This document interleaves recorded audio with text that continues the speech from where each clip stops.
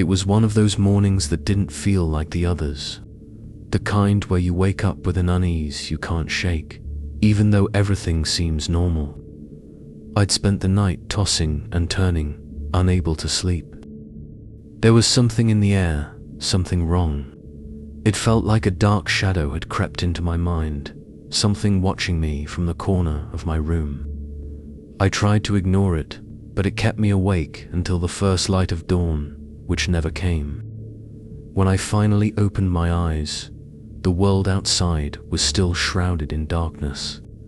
The streets were empty, the houses all eerily quiet, as though life had been erased from the neighborhood.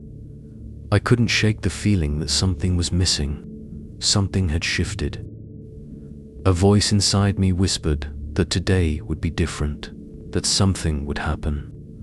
I tried to shake it off, but the feeling lingered as I stepped out of my house. The air was unusually cold for a July morning, making my skin prickle. The chill seemed out of place, like it didn't belong. And then, as I walked down the familiar street, something felt off. It was like everything had a strange significance, like the world was shifting, but I couldn't make sense of it. My feet moved faster than my mind, almost as though they were pulling me in a direction I hadn't chosen. I didn't realize it at first, but I was walking toward an old, long-abandoned corner store. I'd passed it 1,000 times before, but today, I couldn't look away. The door was slightly ajar, and a faint light was shining from inside. I couldn't remember the last time I'd seen a light there, especially at this hour. I stood there for a moment, my mind fighting against the urge to just walk away. I could hear that quiet voice inside telling me, just keep going, don't stop. But I didn't listen. Something was drawing me in, a force I couldn't resist. Slowly, my legs moved toward the door, each step heavier than the last. The floor creaked under my weight as I crossed the threshold. The store was a mess. The shelves were collapsed, boxes scattered across the floor like the aftermath of some long-forgotten disaster. But it wasn't just the decay that caught my attention. In the far corner, in the darkness, I saw something, or rather, someone, eyes a man, standing still and watching me with an intensity that made my heart race. "Who's there?" I called out, my voice hoarse and shaky. The man didn't move at first. He was just there, his gaze fixed on me like something out of a nightmare. And when he finally took a step forward, everything seemed to freeze. His slow, deliberate movements felt unnatural, as though time itself was holding its breath. I should have turned and run right then, but I didn't. I couldn't. My body wouldn't obey me. I stood frozen, staring at him, my heart pounding in my chest. There was something in his eyes, something hollow. I knew then that he wasn't human, not in any real sense, but I couldn't look away. "Don't follow me," I whispered, trying to keep my voice steady. But even as the words left my mouth, I knew they were useless. The man didn't answer immediately. Instead, he moved closer, each step sending a chill crawling down my spine. "I'm watching you," he said finally, his voice empty, void of any emotion. "I've come for you." His words didn't make sense. I didn't understand them, not at first. But the moment they left his lips, a cold sweat spread across my skin. Fear washed over Muriel, primal fear, the kind you can't fake, the kind that seeps into your bones and paralyzes you. I stumbled back, trying to escape, but he kept coming. Slowly, steadily, like a shadow that refused to let go. "Don't leave me," he said, his voice cold as ice. He touched my shoulder, sending a jolt of terror through me. "You have to follow me, otherwise it will all end." I tried to break free, my feet moving faster, my mind screaming at me to get out of there. I ran, but no matter how fast I moved, he was always there, right behind me, never far away. I ran down the street, my breath ragged, my heart pounding. The old buildings on either side seemed to close in, pushing me towards something I couldn't understand. The street was deserted, not a single soul in sight. The silence was suffocating. I turned the corner, desperate to escape, but he was already there. He stepped into my path, blocking my way. "You must turn back," he said, his voice like a death sentence. "It's impossible to escape." I didn't know what to do. I was trapped, but I refused to give up. The thought flashed in my mind, "Run, keep running, as fast as you can." So I did. I ran until my legs burned, until my lungs couldn't take it anymore. But the man was always there, always a step behind. Every turn, every corner, he was there, watching, waiting.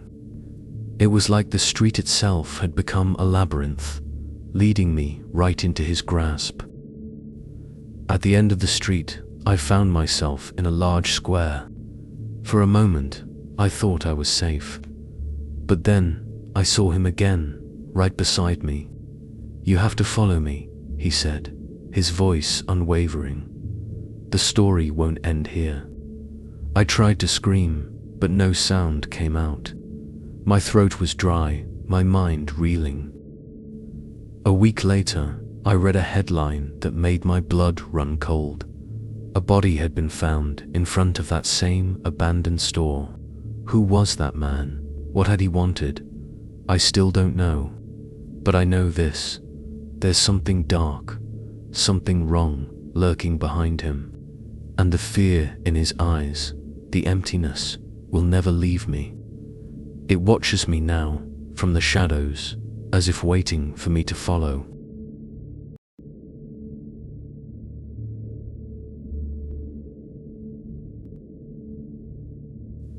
It was past midnight when I found myself walking through the city, but it wasn't the quiet I was used to. The streets, usually buzzing with life, felt hollow tonight, like the city was holding its breath.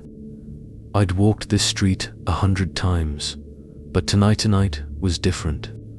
The air had an odd chill, and the streetlights flickered, casting strange shadows on the pavement. As I moved forward, I couldn't shake the feeling that I wasn't alone, like someone was behind me, watching. I quickened my pace. My fingers brushed against the cold metal of my phone, sitting in my pocket. I knew it was useless, though. There was no one to call. I glanced back, nothing. But the unease in my stomach wouldn't fade. Something was wrong. A shadow, something dark and fleeting, just at the edge of my vision. But when I turned to look directly at it, nothing was there. I tried to tell myself it was nothing. Maybe just my tired mind playing tricks. But deep down, I wasn't so sure. As I turned into a narrow alley, the footsteps started. I froze. This time, I knew it wasn't just in my head. Someone was following me. I slowed my steps, holding my breath, not daring to look back. The footsteps were still there, keeping perfect time with mine. My heart raced, and every instinct screamed at me to run, but I didn't. I needed to be sure. I spun around. The alley was empty.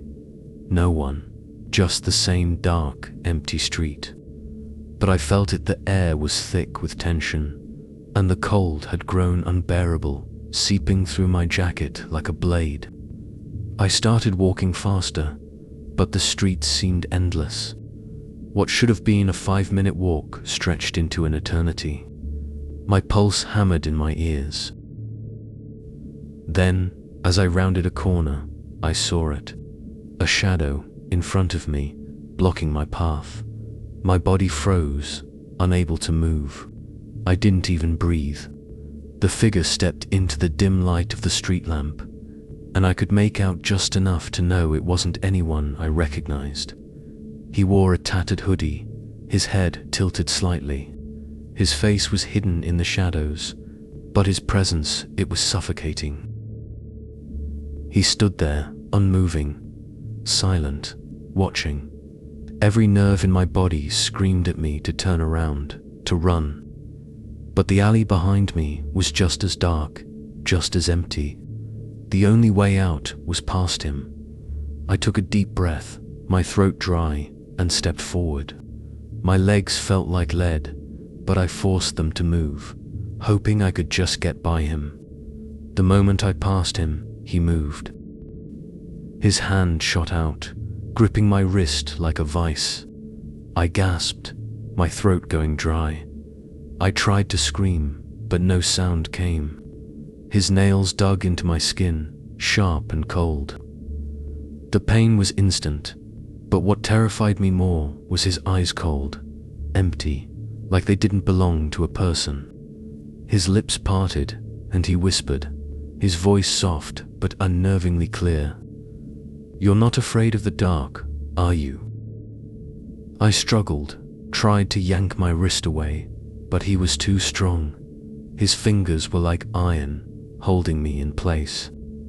The more I fought, the deeper his nails dug into my skin, almost as if he were marking me. I finally managed to break free, yanking my wrist out of his grasp. I didn't look back, I just ran. I didn't care where I was going anymore. I just needed to get away from him. My breath came in gasps as I sprinted to the end of the street.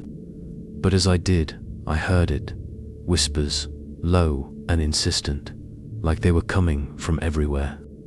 I turned around, heart pounding, but the street was still empty. Then I saw it, the burn on my wrist. It still stung, like it was fresh. I looked at it and froze. The mark from his nails had formed a word, carved into my skin like it was written with something sharp. Soon. From that moment on, I never walked that street again. I avoided it with everything I had. But the whispers, they followed me, in my dreams. Every night, they haunted me, a constant reminder of what had happened. And every morning, I'd wake up and see that word still there, staring at me from my wrist. Weeks went by, and I tried to convince myself it was just a hallucination, that maybe I'd been sleep-deprived, imagining things. But when night came, I couldn't go near that alley. Deep down, I knew he was still watching, still waiting for me. One night, as I stood by my bedroom window, I saw it, a shadow moving at the end of the street. My heart stopped. Was it him? I leaned closer, straining my eyes to see through the dark. Was it just my mind playing tricks, or was someone really standing there? I couldn't sleep that night. I tossed and turned, the weight of the shadow in my mind. When morning came, I looked at my wrist again. The words soon hadn't faded. If anything, it looked even deeper, like it had been carved again in the night. I thought about going to a doctor, but there was a voice in my head that told me it wouldn't matter, that nothing could stop what was coming. The noises started, too. Late at night, I'd hear things moving around my apartment, scratching sounds, whispering voices, faint but undeniable. Every time I looked out the window, I swore I saw him there, standing in the dark, waiting. Then, one morning, I found something slipped under my door. A single piece of paper, one sentence written on it. "This is just the beginning." I couldn't breathe. My hands shook as I dropped the paper. I rushed to open the door, but the hallway was empty, silent, but I knew. He was here, and one day soon, we would meet again. Walking the streets alone became impossible. The eyes watching me, the feeling of being hunted, it never left. I tried telling my friends, but they just thought I was losing my mind from lack of sleep. They didn't understand. And then, one night, I received a text from an unknown number. I opened it, my hands trembling. One word, "Are you ready?" The phone slipped from my grasp. I didn't even look at it again. I turned to the window, and that's when I saw it. The street was empty, just as it always was. But at the corner there, he was. The hooded figure, standing still, staring directly at me. And this time, I knew he was waiting for me.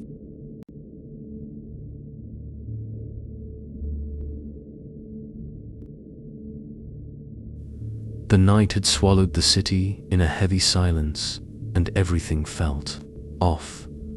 The street lamps cast their faint glow, barely pushing back the darkness that seemed to press in just a few steps ahead. The usual calm of the night was there, but something about it felt different. It wasn't just the chill in the air, though that was enough to make the hairs on the back of my neck stand up. It wasn't snowing, just cold. An eerie, unnatural kind of cold that wrapped around me, making everything feel distant, like the city itself had gone to sleep and forgotten to wake up. The streets were empty, too empty. There were no lights in the windows of the houses. It was so quiet that the sound of my footsteps seemed too loud, echoing in my ears as I walked. As I stepped deeper into the night, an unsettling feeling began creeping over me. Something inside told me that something frightening was about to happen, but I couldn't put my finger on what. Everything around me was normal, wasn't it? I had walked down this street every night without a second thought. Alone, I passed the same shadows between the buildings, just the way I always had. But tonight, there was something different, something off. Every step I took, it was like the air grew thicker, pulling me back. It wasn't exactly fear, more like an emptiness that wrapped around me, a kind of cold loneliness that the streets themselves seemed to carry. It felt as though I was walking through a place that wasn't quite real, like the people weren't there, like the life had been sucked out of the street. Every echo of my footsteps felt amplified, as though the sound was mocking me, making me painfully aware of my solitude. A few blocks ahead, something caught my eye through the window of an old, abandoned apartment. It was barely noticeable at first, just a shadow. But when I squinted, I saw it. A figure standing perfectly still in the center of the window, not moving, not blinking. Someone was there, staring at me through the darkness, their eyes locked on mine. I froze. The world seemed to stop around me, leaving only that figure, frozen like a ghost, unblinking. For a second, my whole body tensed, and I felt my heart stutter in my chest. There was no sound, no movement, just those eyes cold, fixed on me.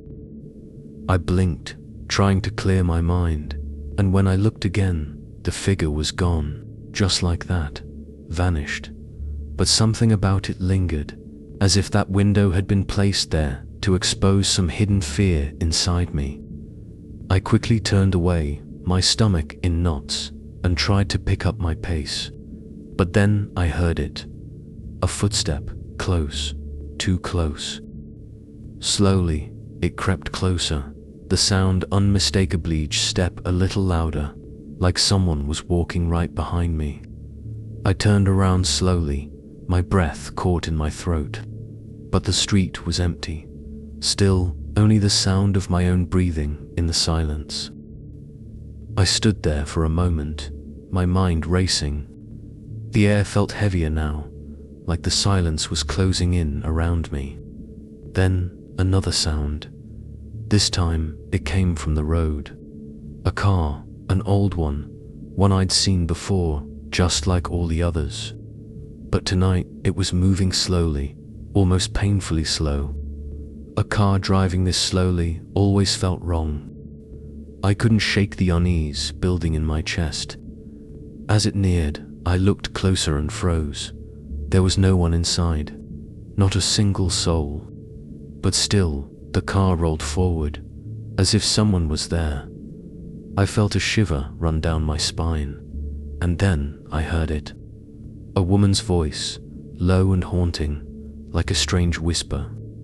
"Slow down, don't go. Just stay a little longer." I couldn't tell where it was coming from. Was the car speaking? Or was it the figure watching me from the window? My head spun as I tried to process it. But when the car stopped just a few meters away, everything inside me seemed to freeze. It was like time stopped, like the city itself held its breath. And then I heard it. A scream, a shrill cry that seemed to start from nowhere and sweep through the stillness of the night. Someone was watching me, but who? I could feel it. The presence behind me. With every step, it grew stronger, more insistent. I turned around again, and once again, I saw no one. But I knew something was there, lurking just beyond my reach. Up ahead, I saw the park, the one I always passed on my walks. But tonight, it was different. There was a strange tension in the air around it, like the park itself had changed, had become something else. And then I saw it, a silhouette moving quickly, purposefully, like a figure emerging from the darkness. A person, yes, but something about their movement didn't sit right. It wasn't the frantic, hurried pace of someone running away. This person was coming toward me, deliberately, steadily, and with each step, that sense of dread deepened. The person was drawing closer. The presence I'd felt behind MIT was them. I felt my legs go heavy, like they were turning to stone. But I couldn't stand still. I had to move. I quickened my pace, stepping toward the park. As I reached the edge, I turned around one last time. The figure was still there, closer now, but the shadows seemed to cloak them, hiding their features, making it hard to focus. The darkness seemed to wrap around us, and in that moment, it felt like it was just me and that figure alone in the dark. I walked faster now, but the sound of their footsteps followed, every step just behind me. And as I took a deep breath, trying to calm the panic rising in my chest, I felt it, the shadow descending over everything. It pressed down on me, suffocating. I turned one last time, and that's when I realized that figure had never been behind me. It had always been with me.